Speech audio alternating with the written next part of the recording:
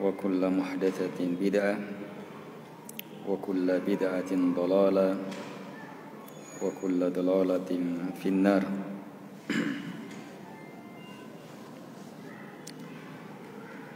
Kaum muslimin dan muslimat yang dimuliakan oleh Allah Subhanahu wa taala. Al-Qur'an adalah firman Allah Subhanahu wa taala. Ucapan Allah Ar-Rahman yang merupakan wahyu yang Allah Subhanahu wa taala turunkan kepada baginda Rasul alaihi salatu wassalam melalui Jibril alaihi salatu wassalam. Jibril langsung mendengarnya dari Allah Subhanahu wa taala. Selanjutnya Jibril membacakan dan meresapkan ke dalam hati baginda Rasul alaihi salatu wassalam. Nabi pun memahami, menguasai, menghafal, meyakini Al-Quran. Beliau menerimanya dan menyampaikannya kepada kita. Dan Al-Quran telah sampai kepada kita turun secara sempurna. Ini adalah nikmat terbesar yang Allah Subhanahu wa taala anugerahkan kepada hamba. Hujan yang turun datang dari Allah adalah nikmat besar, kemuliaan besar yang hendaknya kita manfaatkan. Demikian pula Al-Quran datang dari Allah Subhanahu wa taala turun, hendaknya kita terima, kita manfaatkan untuk menjadi kebaikan dan kemuliaan kita. Nabi alaihi salatu wassalam dalam hadis memperumpamakan turunnya Al-Quran kepada umat manusia, diterima oleh hati-hati umat, itu seperti turunnya air hujan dari langit yang diterima oleh bumi,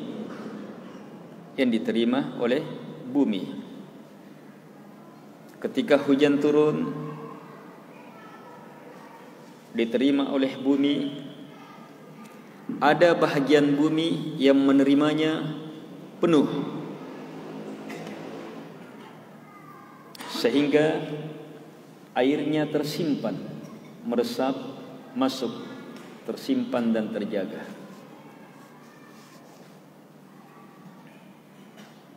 Kalau kita gali sedikit, ada air,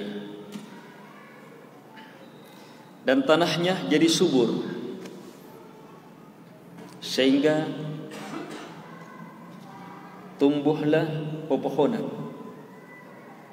keluarlah buah-buahan, tersebarlah manfaat untuk manusia, untuk binatang, untuk makhluk hidup.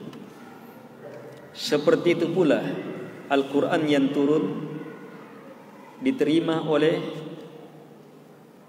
orang-orang yang meyakininya.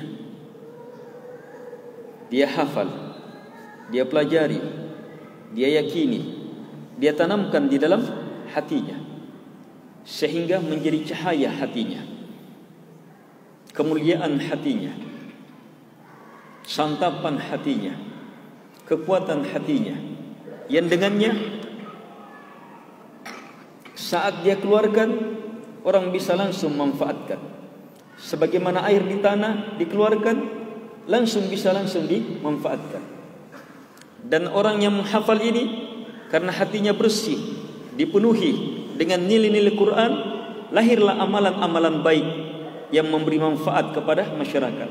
Lahir ucapan-ucapan yang baik yang memberi manfaat kepada masyarakat. Lahir adab, akhlak al-karimah yang memberi kebaikan di tengah masyarakat. Hendaknya kita menjadi yang seperti ini. Kalau tidak, maka berusaha seperti ini. Hati harus siap menerima Al-Quran. Dan jangan menjadi bahagian bumi yang ketika turun air hujan, dia tidak bisa tangkap, dia tidak bisa simpan, sehingga hujan terus mengalir. Lahir longsor, lahir banjir, lahir kekacauan, kehancuran, kebinasaan. Seperti itu pula kondisi hati hamba yang ketika sampai padanya Quran, tapi dia tolak, dia tidak mau terima, dia ingkari. Maka apa? Al-Quran menjadi hujjah alaihim, sesuatu yang justru mencelakakan mereka. Hati yang seperti ini menolak Al-Quran, semakin gelap, semakin keras. Yang muncul adalah fikiran-fikiran kejahatan, sehingga keluar darinya ucapan jahat, ucapan yang menyakitkan, dosa-dosa, perbuatan-perbuatan yang mendatangkan bencana. Persis kondisi bumi yang menolak hujan. Dan ada kondisi yang ketiga. Hujan turun diterima oleh bumi. Daerah yang membentuk kolam bebatuan, hujan turun tersimpan di kolam-kolam ini. Orang bisa manfaatkan, ambil airnya, manfaatkan.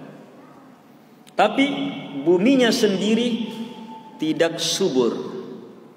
Yang tumbuh dari bumi itu hanya pepohonan kecil, berduri, rerumputan. Tidak banyak memberi manfaat bagi bumi. Tetapi air tetap tersimpan. Orang bisa mengambil manfaat darinya. Ini seperti orang yang menghafal Al-Quran. Dia bacakan kepada orang, orang mendapatkan manfaat, tapi dia sendiri malas memahaminya, malas meyakininya, sehingga kurang memberi manfaat kepada dia. Kewajiban kita membuka hati seluas-luasnya untuk menerima firman Allah Subhanahu wa taala. Mari kita dengarkan. A'udzu billahi minasyaitonir rajim. Bismillahirrahmanirrahim. Wat-tini waz-zaitun wa turi sinin wa hadzal baladil amin. Laqad khalaqnal insana fi ahsani taqwim. Thumma radadnahu asfala safilin. Illa alladhina amanu wa amilus solihat fama yukadzibuka ba'du bid-din. Alaihissallahu bi ahkamil hakimin. 8 ayat dalam surah At-Tin. Allah Subhanahu wa taala bersumpah, berfirman, bersumpah. Wat-tini waz-zaitun, demi At-Tin dan demi Az-Zaitun. Wa turi sinin, dan demi bukit Tur Sina. Wa hadzal baladil amin, dan demi negeri yang sangat aman ini. Ini sumpah Allah. Apa yang Allah sumpahi? Laqad khalaqnal insana fi ahsani taqwim. Sungguh, betul-betul kami telah cipta manusia dalam ahsani taqwim. Taqwim yang paling ahsan, pembentukan penciptaan yang paling baik. Thumma, kemudian radadnahu, kemudian kami akan kembalikan dia asfala safilin, ke tempat yang paling di bawah. Illa, kecuali alladzina amanu wa amilus solihat, kecuali mereka yang beriman dan beramal dengan amalan-amalan soleh. Maka ini tidak akan dimasukkan ke dalam kerendahan, kehinaan itu.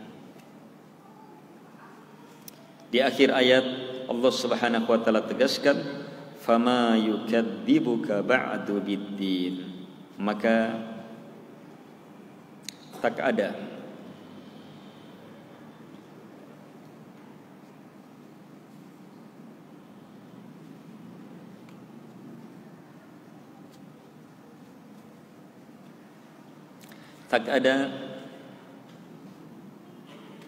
satupun yang mendustakan engkau setelah hal ini tentang ad-din, tentang hari kebangkitan.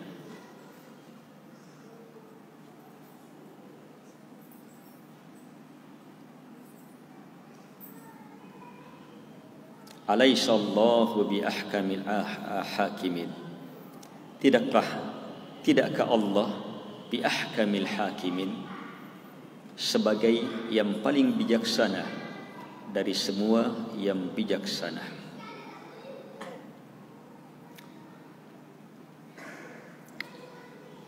Ayat-ayat yang terdapat dalam surah ini kita bisa bagi sumpah-sumpah di 3 ayat. Kemudian apa yang Allah Subhanahu wa taala sumpahi dalam 3 ayat pula.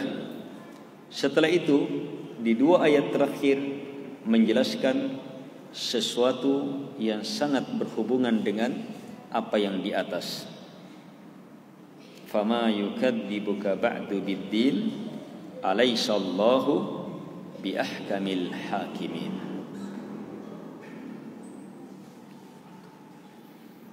Buka hati. Semakin banyak kita menerima, maka akan semakin subur hati kita, semakin tumbuh hati kita, semakin kuat kita meresapkannya di dalam hati, di dalam dada kita, maka akan semakin besar manfaatnya. Semakin terang makna ayat, maka akan semakin terang pula hati kita.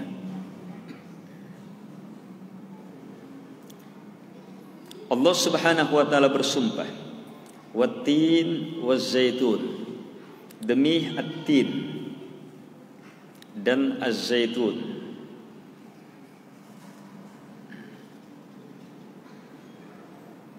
At-tin, buah tin. Az-zaitun, pohon zaitun. At-tin, ada beberapa penafsiran dari para ulama. Ibnu Katsir rahimahullahu taala dalam tafsirnya menyebutkan, ada yang mengatakan at-tin adalah masjid di Dimashq. Ada yang mengatakan dia adalah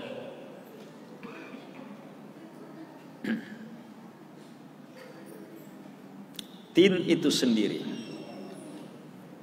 Ada yang mengatakan dia adalah gunung. Jadi ada yang mengatakan masjid di kota Dimashq, masuk negeri Syam. Ada yang mengatakan negeri Syam itu sendiri. Ada yang mengatakan gunung di dekat negeri Syam.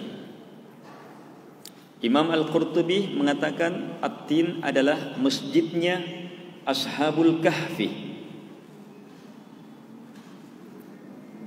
Dan ada yang berpendapat masjid at-tin di sini adalah masjid yang Nabi Nuh kapalnya hinggap di situ. Ada yang berpendapat at-tin adalah Nabi kita alaihi salatu wassalam. Dan ada yang berpendapat at-tin adalah masjid Baitul Maqdis. Adapun az-zaitun, pohon zaitun, pohon yang diperas, yang kemudian keluar minyak zaitun.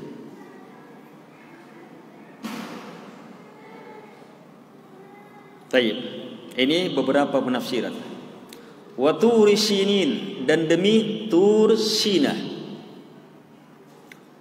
Tur Sina adalah bukit Tur Sina, bukit yang Allah berbicara kepada Nabi Musa alaihi salatu wassalam, menurunkan Taurat di situ. Itu kisahnya dalam Al-Quran.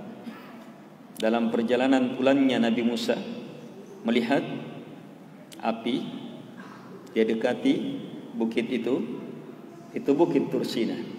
Di situ Nabi Musa alaihi salatu wassalam ditegur oleh Allah Subhanahu wa taala yang di atas, dan diturunkan padanya wahyu. Bukit yang sangat mulia. Taib, wa hadzal baladil amin, dan demi negeri yang sangat aman ini.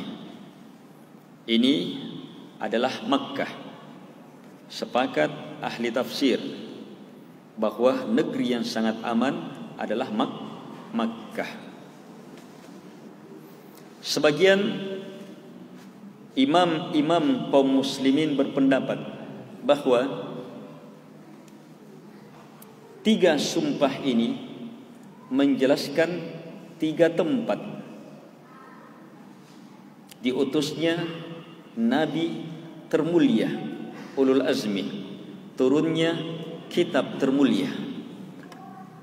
Wattin wazzaitun, demi buah tin dan zaitun yang banyak saat itu di negeri Syam, Palestina, Dimashq sekitarnya. Iya. Dan di sini tempat turunnya tempat lahirnya Nabi Isa, diangkatnya jadi nabi dan rasul. Di sini turun Injil. Wa Turi Sinin, demi bukit Tur Sina. Ini tempat diangkatnya Nabi Musa jadi nabi dan rasul. Turunnya Taurat. Wa hadzal baladil amin, dan demi negeri yang sangat aman ini, Makkah, tempat lahirnya Nabi Muhammad alaihi salatu wassalam dan diutusnya beliau alaihi salatu wassalam, diangkat jadi nabi dan rasul. Di tempat ini awal turunnya Al-Quran. Jadi 3 sumpah ini di 3 ayat, wattini wazzaitun wa turi sinin wa hadzal baladil amin, mengisyaratkan 3 tempat termulia, 3 nabi termulia, 3 kitab teragung. Sehingga sumpah ini adalah sumpah besar, sumpah hebat. Dan yang bersumpah adalah yang maha besar. Tentunya bersumpah dengan sesuatu yang besar pula. Untuk apa Allah yang maha besar bersumpah dengan sesuatu yang besar ini? Untuk perkara besar. Apa perkara besar itu? Laqad khalaqnal insana fi ahsani taqwim.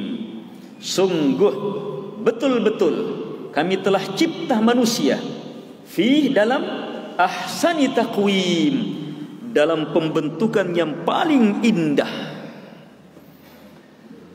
Ternyata Allah ingin menjelaskan penciptaan kita, bahwa penciptaan kita bukan sembarang penciptaan, bahwa penciptaan kita penciptaan yang teramat hebat, bahwa penciptaan kita penciptaan yang sangat luar biasa.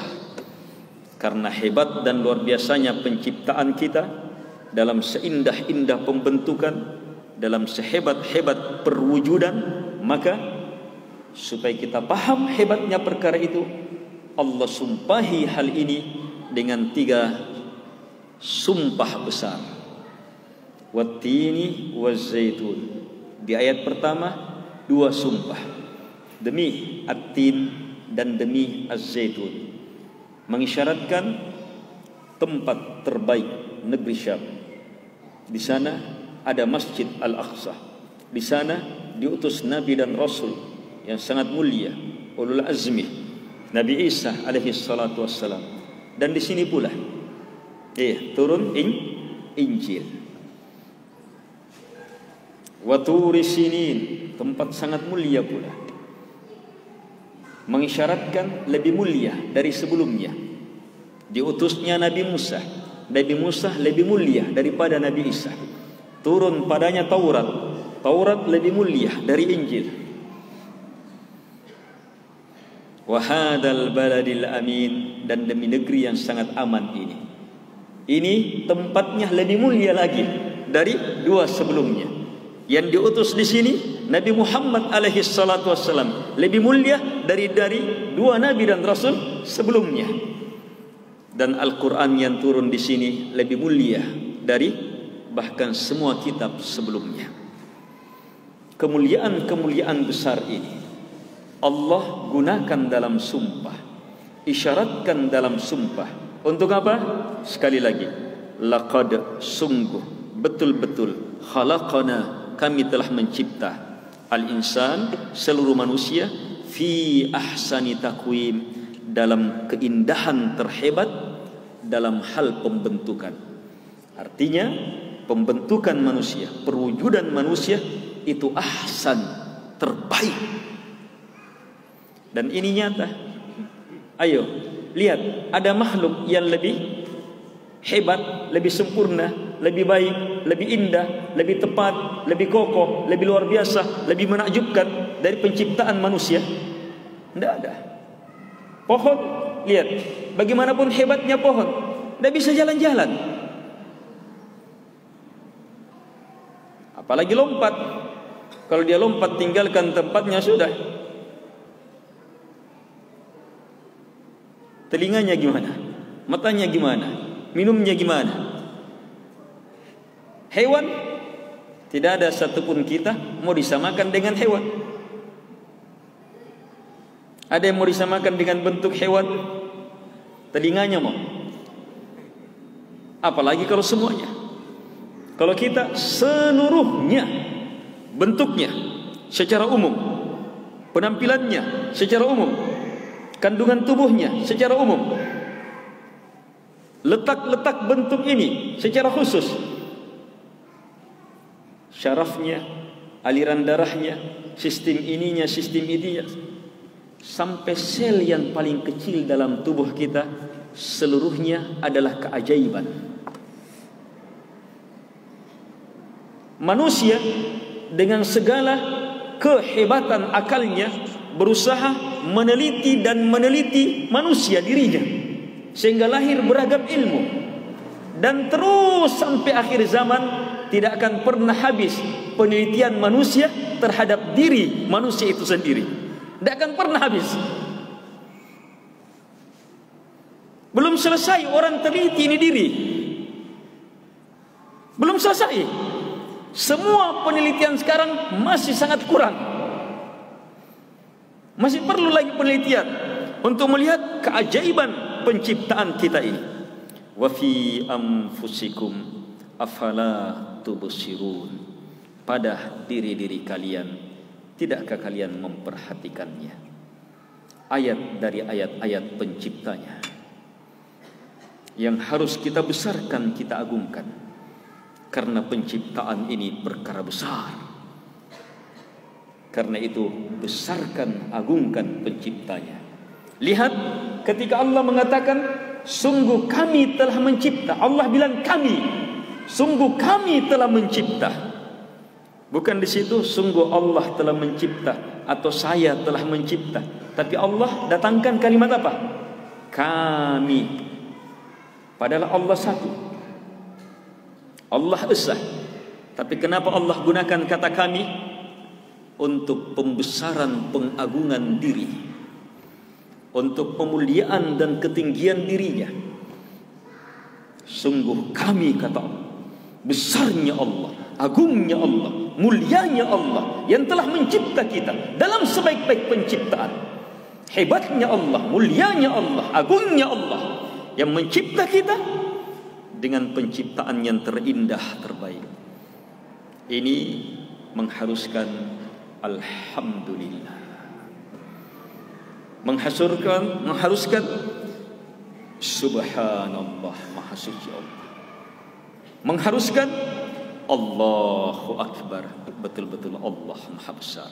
Mengharuskan La ilaha illallah, tidak ada yang berhak untuk saya sembah kecuali hanyalah Dia. Mengharuskan mengikuti maunya Allah melalui Nabi dan Rasulnya. Karena itu apa? Diisyaratkan Nabi dan Rasul dalam sumpah-sumpah. Nabi dan Rasul diisyaratkan di situ. Kitab-kitab Allah diisyaratkan dalam sumpah Allah. Sehubungan dahsyatnya dengan dahsyatnya penciptaan kita. Sebab apa? Rasul yang diutus, kitab yang diturunkan adalah penentu bagaimana kita memanfaatkan penciptaan ini, bagaimana kita menggunakan jasad kita ini, adalah penentu apa yang terjadi setelah kalimat selanjutnya. Apa itu? Tsumma radadnahu asfala safilin. Kemudian kami kembalikan manusia ke dalam tempat yang serendah-rendahnya, neraka. Siapa yang tidak bersyukur terhadap nikmat ini? Allah sudah cipta dengan penciptaan yang sangat dahsyat, tapi mulutnya tidak keluar alhamdulillah, tidak keluar subhanallah, tidak keluar Allahu Akbar, tidak bisa menerima la ilaha illallah. Maka apa? La in syakartum la azidannakum. Lanjutannya apa? Wa la in kafartum inna adzabi lasyadid. Jika kalian ingkar, azabku sangat pedih. Sudah diberi nikmat, kalau ingkar, azab sangat pedih. Ini maknanya. Kemudian kami kembalikan kepada tempat yang lebih rendah. Sebab kita dicipta asalnya dari mana? Apa asal kita? Dari tanah. Allah tidak bilang setelah kita dicipta dari tanah sehingga menjadi makhluk yang paling sempurna penciptaannya, kemudian Allah kembalikan ke tanah saja. Tidak, tapi dikembalikan kepada tempat di bawahnya lagi tanah, jurang neraka. Neraka itu berada di lapisan di bumi, ini bumi di bawah, langit di atas, surga di atas langit, neraka di tempat yang paling rendah di bawah.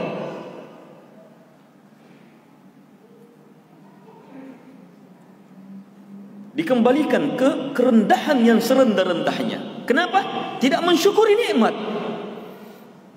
Tidak mensyukuri nikmat badan, nikmat kesehatan, nikmat pandangan, nikmat pendengaran, nikmat badan,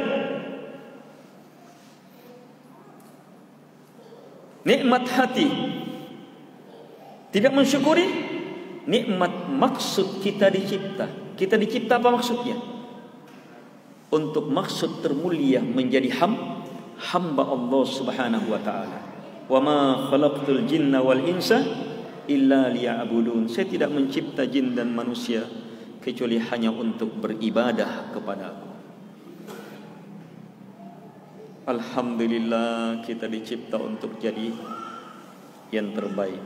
Jadi hamba Allah itulah jalan hidup terbaik. Jadi hamba Allah itu jalan hidup yang terbaik.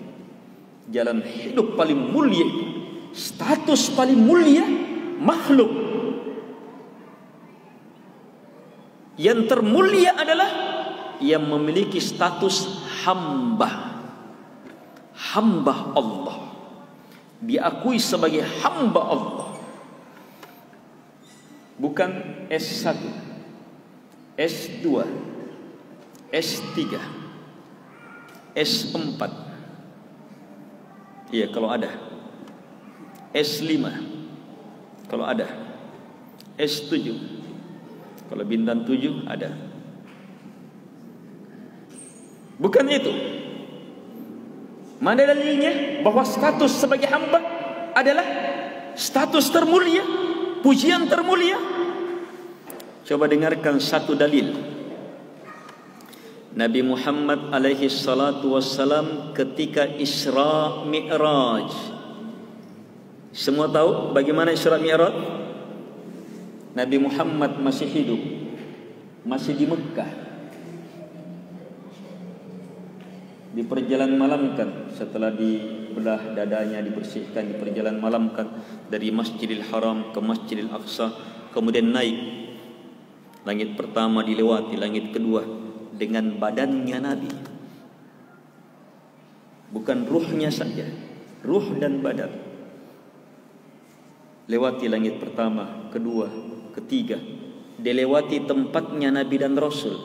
Semua Nabi dan Rasul sudah wafat kecuali Nabi Isa, tapi dilewati semuanya sampai ke langit ketujuh dengan Allah Subhanahu wa taala, berbicara dengan Allah Subhanahu wa taala. Nabi ketika ditanya, apakah engkau melihat Tuhanmu? Kata Nabi, nurun an ara, cahaya, bagaimana bisa saya melihatnya? Kehebatan tak tertandingi. Sebab Nabi Musa di bumi, bukan di langit. Nabi Musa di bumi ketika minta untuk melihat Tuhan, Allah bilang, kamu tidak bisa. Coba nih, Allah nampakkan dirinya, tajalla, ada penampakan sedikit dari Allah. Apa yang terjadi? Jangankan Nabi Musa, gunung saja roboh langsung. Nabi Musa langsung pingsan. Kekuatan Nabi Musa tidak bisa melihat itu. Tapi Nabi Muhammad bukan di bumi, di atas langit, melihat cahaya, tapi tidak apa-apa. Hebatnya itu Nabi Muhammad alaihi salatu wassalam. Dengan ruh dan jasadnya bisa sampai ke atas. Kalau teknologi manusia harus pakaian lengkap, lewat sedikit bisa hancur tubuhnya. Nabi Muhammad kekuatan jasadnya mengalahkan manusia yang lain. Didampingi dengan malaikat, dengan kekuasaan Allah Subhanahu wa taala, bisa melakukan perjalanan sangat hebat, luar biasa itu. Diberi kewajiban salat 5 waktu. Awalnya 50 sampai akhirnya jadi 5 waktu. Turut. Singkat kisah Isra Mi'raj. Kesimpulan kisah Isra Mi'raj menjelaskan mulianya Nabi Muhammad. Masih di Mekah, belum di Madinah, tapi Nabi Muhammad sudah mengalahkan semua Nabi dan Rasul. Masih hidup, tapi Nabi Muhammad sudah melewati tempatnya semua Nabi dan Rasul. Tetapi ketika Allah mengabadikan kemuliaan Nabi Muhammad ini, Allah hanya mensifati Nabi Muhammad dalam Al-Quran dengan satu sifat. Satu sifat saja. Apa itu sifat? Hanya satu. Satu saja sifat ini. Tetapi sifat ini bisa mengumpul semua sifat sempurna, sifat mulia. Apa sifat itu? Sifat sebagai hamba. Lihat Allah abadikan, Subhanalladzi asra bi abdihi lailan minal masjidil haram ilal masjidil aqsa. Ketika Allah abadikan kisah perjalanan mulianya Nabi Muhammad, Allah puji Nabi Muhammad hanya dengan satu sifat. Maha suci Allah yang telah memperjalan malamkan abdihi, hambanya, sebagai hamba. Dipuji sebagai hamba. Maha suci Allah yang memperjalankan hambanya. Wah, itu pujian terhebat itu. Dan itu yang menjadi maksud kita dicipta. Yang Allah bersumpah, wattini wazzaitun wa turi sinin wa hadzal baladil amin laqad khalaqnal insana fi ahsani taqwim. Sungguh kami betul-betul telah mencipta manusia dengan maksud ini, dengan bentuk yang paling indah. Sebab bentuk paling indah harusnya dengan maksud paling indah pula. Bentuk paling hebat harusnya dengan maksud paling hebat pula. Cocok itu. Dan sejalan dengan apa? Lihat sumpahnya Allah mengisyaratkan kitab-kitab terbesar, rasul-rasul termulia. Hebatnya kita ini jemaah, luar biasanya kita ini. Dicipta dengan sebaik-baik penciptaan, dengan maksud yang sehebat-hebat maksud. Tetapi kapan kita tidak syukuri? thumma radadnahu asfala safilin. Kemudian kami akan kembalikan, rendahkan, lebih rendah lagi dari tempat, dari asalnya, tanah, ke jurang-jurang jahannam. La ilaha illallah. Keingkaran terhadap nikmat. Tetapi kalau kita justru syukuri, maka bukan hanya sekedar mulia, semakin dimuliakan lagi, diangkat lagi setinggi-tingginya. Kembali kepada Allah Subhanahu wa taala, ke surga Allah Subhanahu wa taala. Allah jelaskan siapa yang bersyukur, illa, kecuali. Ini dikecualikan. Manusia yang dicipta dengan sebaik-baik penciptaan, yang sudah Allah muliakan ini, ada yang dikecualikan dari direndahkan, ada yang dikecualikan dari dijerumuskan ke dalam jahannam. Siapa? Alladzina amanu wa amilus solihat. Mereka-mereka yang beriman dan beramal dengan amalan-amalan soleh. Beriman di sini, beriman kepada Allah, beriman kepada para malaikat, beriman kepada kitab-kitab Allah, beriman kepada Rasul-Rasul Allah Subhanahu wa taala, beriman kepada hari akhirat, beriman terhadap takdir baik dan takdir buruk, beriman terhadap seluruh kandungan Quran dan Sunnah. Rukun iman itu rukunnya, tapi yang harus diimani semua yang datang dari Nabi alaihi salatu wassalam, itu harus diimani. Tapi tiangnya adalah 6 ini. Beriman kepada Allah, uraiannya banyak sekali dalam Al-Quran. Beriman kepada kitab-kitab, para rasul, hari akhirat, takdir baik, takdir buruk, para malaikat, seluruhnya ada dalam Al-Quran. Rincian keimanannya wajib untuk diimani seluruhnya. Siapa yang dicipta dengan sebaik-baik penciptaan, dengan hati yang terbaik, dengan fitrah, dengan maksud terbaik, dia gunakan untuk beriman, untuk dia isi hatinya, dia gunakan fikirannya, dia gunakan pandangannya, dia gunakan pendengarannya, dia gunakan badannya, dia gunakan jasadnya, dia gunakan jiwanya, dia gunakan sanubarinya, dia gunakan batinnya, dia gunakan hatinya, dia gunakan seluruh potensi yang Allah berikan kepadanya untuk beriman, mengimani Allah. Dia pelajari Al-Quran dan Sunnah untuk dia imani, dia yakini hari kebangkitan, para malaikat, Nabi dan Rasul, kitab-kitab, untuk dia imani takdir baik, takdir buruk, dan semua kanduran Quran dan Sunnah, untuk dia jadikan ilmu, untuk dia jadikan keimanannya.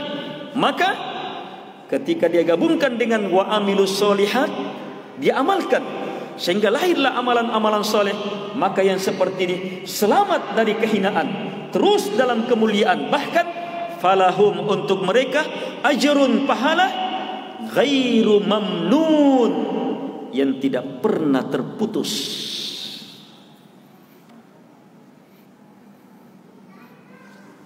Tidak pernah terputus. Pahala tidak pernah terputus. Tahu apa artinya jemaah? Tidak pernah terputus. Ini tidak pernah terputus. Bukan sangat besar lagi. Biar sangat besar, kalau berhenti berarti ada batasnya. Tapi ini pahalanya tidak ada putusnya. Nah, ada habisnya. Terus menerus. Beriman, beramal dengan amalan soleh. Dengan menggunakan penciptaan kita yang sangat baik. Kita dicipta dengan kemuliaan, untuk mengamalkan kemuliaan, untuk meraih tempat yang mulia bersama dengan hamba-hamba Allah yang mulia, untuk berjumpa dengan yang maha mulia, Allah Subhanahu wa ta'ala. Ini ilmu memahamkan perkara besar. Apa itu? Fama yukadzibuka ba'du biddin. Tidak ada lagi yang akan mendustai engkau ya Muhammad setelah keterangan ini tentang hari kebangkitan. Maksudnya,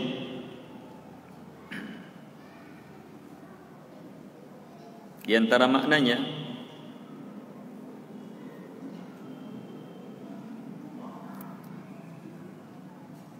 apakah yang mendorong engkau untuk mendustai hari kebangkitan, padahal kamu sudah tahu. Bukankah kamu sudah tahu bahwa kamu dicipta dengan sebaik-baik penciptaan? Masuk akalkah orang yang dicipta kemudian ragu bahwa dia bisa dibangkitkan lagi? Tidak masuk akal itu. Masuk akalkah orang yang tahu bahwa dia dicipta dengan penciptaan yang terbaik, paling hebat, paling sempurna, kemudian dia dicipta dengan terbaik dan terhebat itu tanpa maksud, tanpa tujuan? Tidak mungkin. Tidak masuk akal itu. Fama yukadzibuka ba'du biddin. Tidak mungkin ada lagi yang bisa dustakan kamu ya Muhammad akan pemberitaan engkau akan hari kebangkitan setelah ilmu ini. Kalau orang paham penciptaannya, dari mana dia, bagaimana dia dicipta, dan apa hasil ciptaannya, untuk apa dia dicipta, kalau orang paham itu, yakin akan ada hari kebangkitan. Sebab justru maksud kita dicipta untuk apa? Berada di tempat yang termulia. Kalau salah, akan berada di tempat yang paling rendah. Itu tujuan akhir penciptaan. Fi asfali safilin, di tempat yang paling rendah atau di tempat yang tertinggi. Itu akhir penciptaan. Semua yang diawali pasti punya akhirnya. Semua yang dimulai pasti akan kembali. Itu pasti itu. Hukum akal itu. Karena itu siapa yang mengerti penciptaannya, maka sangat yakin akan kebangkitan. Dan di kebangkitan ada yang dibangkitkan untuk direndahkan serendah-rendahnya, ada yang ditinggikan setinggi-tingginya. Pahami itu. Untuk itu tempuh jalan Nabi dan Rasul. Pahami, pelajari kitab yang Allah Subhanahu wa taala turunkan, yang Allah isyaratkan dalam sumpahnya dalam menjelaskan perkara ini. Allah tutup dengan firman-Nya, "Alaisallahu bi ahkamil hakimin." Bukankah Allah yang paling bijaksana dari semua yang bijaksana? Masya Allah. Ayat singkat menjelaskan bijaksananya Allah. Apa bijaksananya di sini? Bahwa penciptaan itu ada maksudnya. Kan tidak bijaksana kalau orang membuat sesuatu tapi tidak guna-gunanya. Kalau antum buat sesuatu tapi tidak ada tujuannya, tidak ada maksudnya, tolong, pala posedoi, pala waktu dan seterusnya. Tapi Allah punya maksud besar, berarti Allah Maha Bijaksana. Bahkan apa? Ada surga dan neraka, ada pembalasan. Yang baik dibalas dengan kebaikan, yang jahat dibalas dengan yang sepantasnya. Itu bijaksana. Alaihissallahu bi ahkamil hakimin. Artinya, kalau kita paham Allah Maha Bijaksana, maka kita yakin pasti hari kebangkitan itu ada.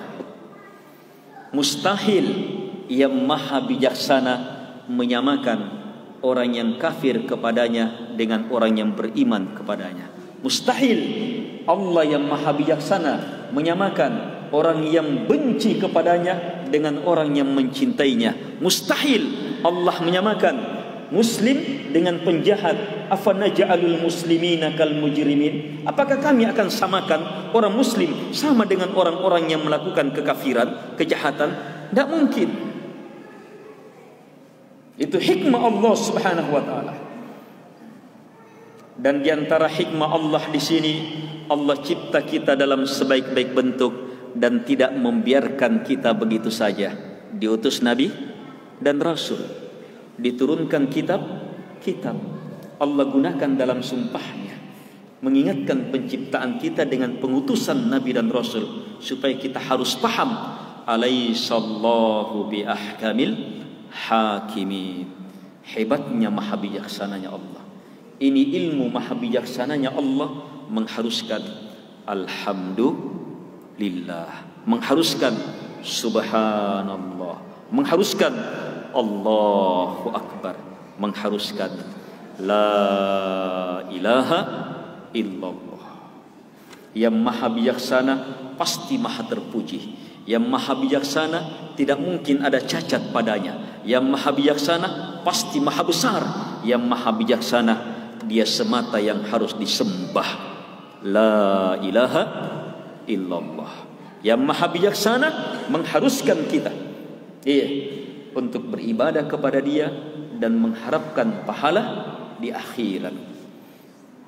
Semakin kita yakin bahwa Allah maha bijaksana, maka akan semakin mantap ibadah kita, semakin kuat harapan kita, semakin hebat rasa takut kita, dan semakin luar biasa cinta kita kepada Allah Subhanahu wa taala. Semakin yakin kita maha bijaksana, maka apa? Ayat-ayat Al-Quran pasti betul-betul kita pegang. Sebab kita yakin semua kandungannya pasti maha bijaksana, tidak mungkin cacat, sebab datang dari ahkamil hakimin.